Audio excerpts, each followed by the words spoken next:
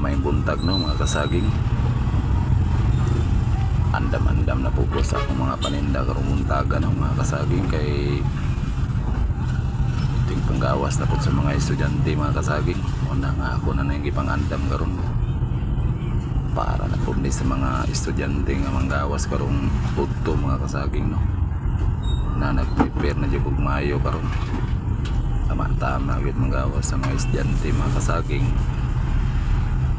Diri na sila karong udto mamalit nagsaging muna nga